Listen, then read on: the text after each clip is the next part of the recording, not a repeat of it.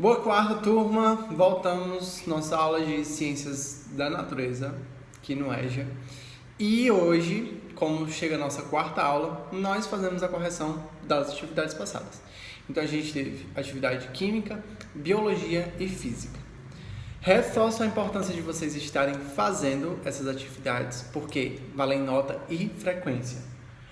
Essas semanas agora, semanas finais do nosso semestre, assim digamos, então a gente vai ter uma prova no finalzinho, supostamente vamos ter mais uma aula e uma prova para dar uma nota boa para vocês, uma nota global. Então atentem-se, estudem, coloquem o conteúdo de vocês em dias, para que quando chegar na prova vocês não terem muita dificuldade. Não vai ser uma prova de 7 cabeças, vocês não vão ter muita dificuldade com ela, porque nós vínhamos vendo o conteúdo. E vai ser a mesma coisa cobrada que eu já passei, os materiais você já tem, se não tiver me procure, que assim vai dar tudo certo e todo mundo aí no final do ano vai estar passado, com boas notas. Iniciando, eu vou meio que iniciar de trás para frente, então vai ser Física, Biologia e Química, ok? Porque a nossa última atividade foi de Física. Então, seguindo esse cronograma, a gente tem as 4 questões, se eu não me engano, de Física. Isso, 4 questões. A primeira questão ele pergunta, eu perguntei no caso, quais os fatores que influenciam na aplicação da força? E aí, tinha no texto, dava para vocês terem dado uma olhada, mas como a gente já viu, força depende muito de intensidade, então ela depende de massa do corpo, área, volume na qual ela está aplicada e a distância que ela vai ser aplicada. Aqui, nessa aula passada de Física, a gente estudou muito a aplicação da força em um objeto para que ela tivesse quase que uma movimentação.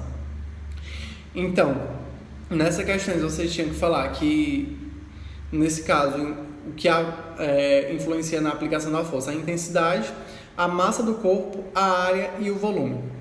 Seria basicamente isso. A segunda questão, bem fácil. Em qual unidade é referente à força? E aí é em Newton. Tem lá no textinho também, quando a gente fala de trabalho, onde a força é dada em Newton. Ou seja, um Newton aí é uma unidade de força. Próxima questão era um pouco maior, mas também não muito complexa, porque também estava no livro e ela perguntava quais são as classificações do movimento.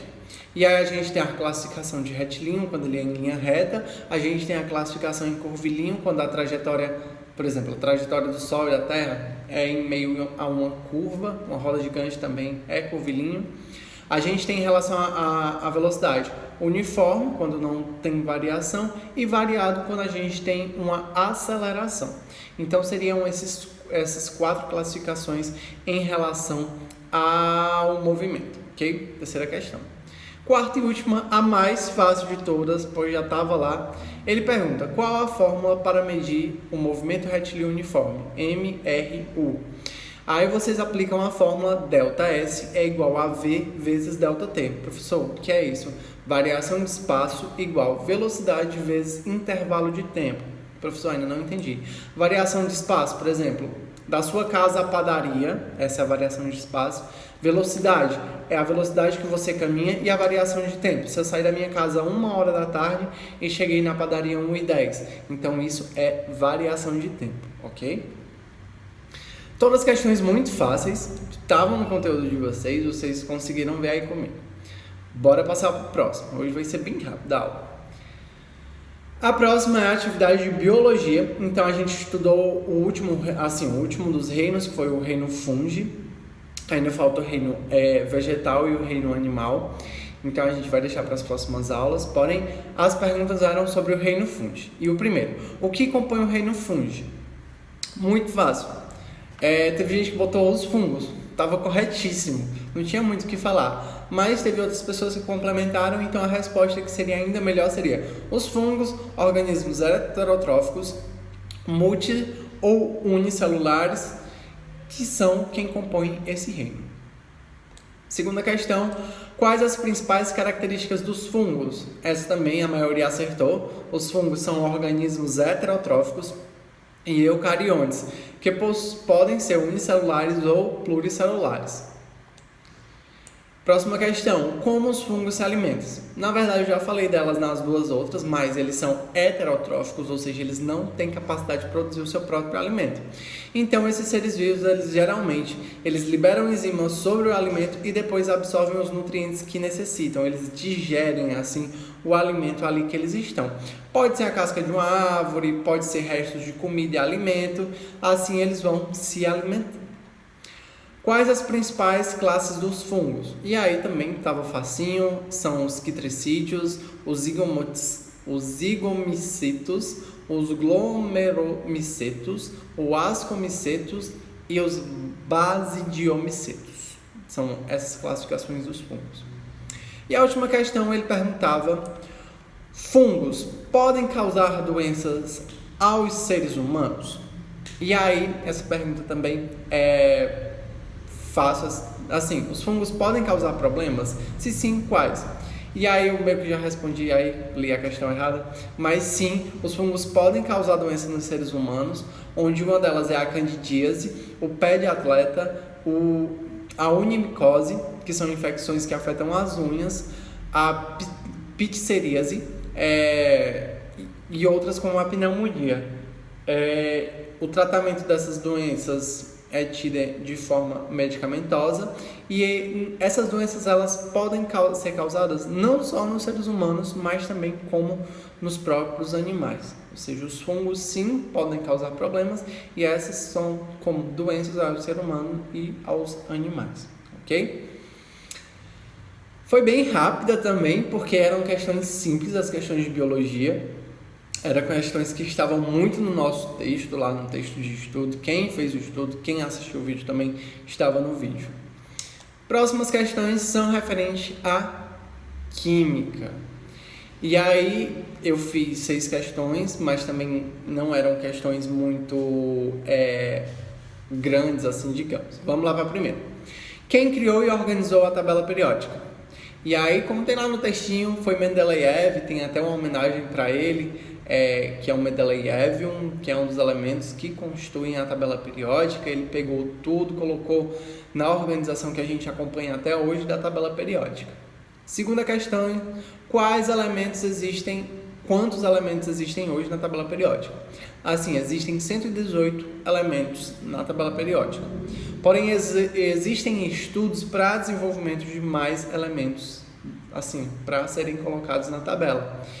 Por isso que se torna um invariável essa questão de quantidade. Porém, um númerozinho certo seriam 118 elementos químicos hoje, considerado pela IUPAC, que é quem controla toda essa parte da ciência química.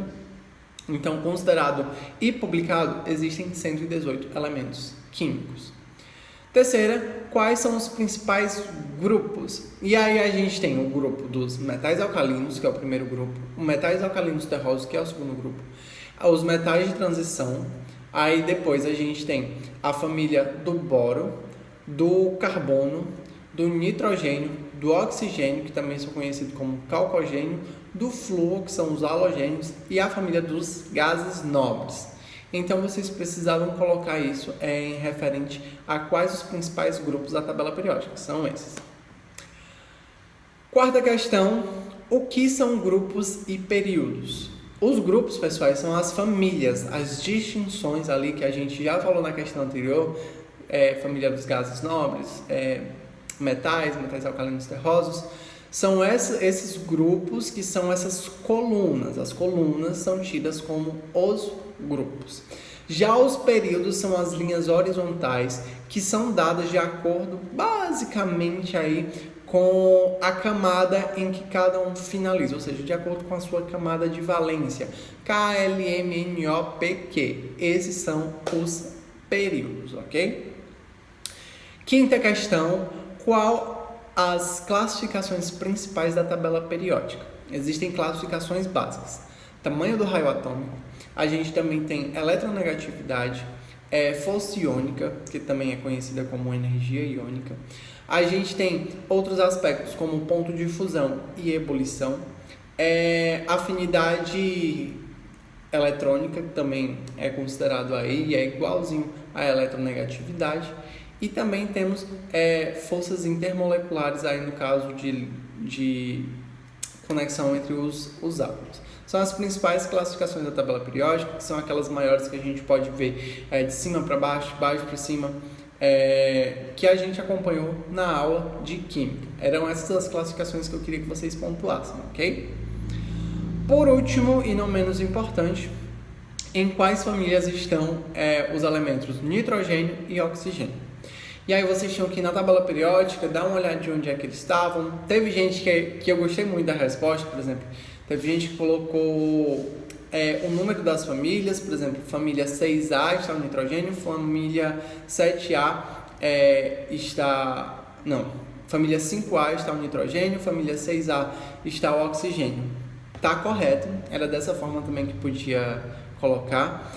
Mas as famílias deles em si, por exemplo, o nitrogênio ele se encontra na família do nitrogênio, que é dado pelo nome dele, e o oxigênio se encontra na família dos calcogênios, que tem um nomezinho próprio, igual o pessoal ali da família dos gases nobres. Então, basicamente foi essa os nossos exercícios, nossas atividades, que até serviram como um resumão aí do que a gente já viu, como vem servindo.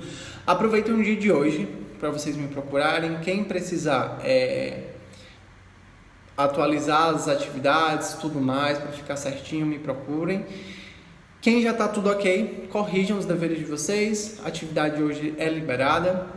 Assistam esse vídeo, espero que vocês tenham gostado. E qualquer dúvida, vocês já sabem que podem me procurar no WhatsApp, ok? Forte beijo, abraço. Estejam todos bem, se cuidando. Nos limites do possível aí, cuidado com o coronavírus, mantenham sempre a higiene. Uma ótima quarta a todos e até semana que vem.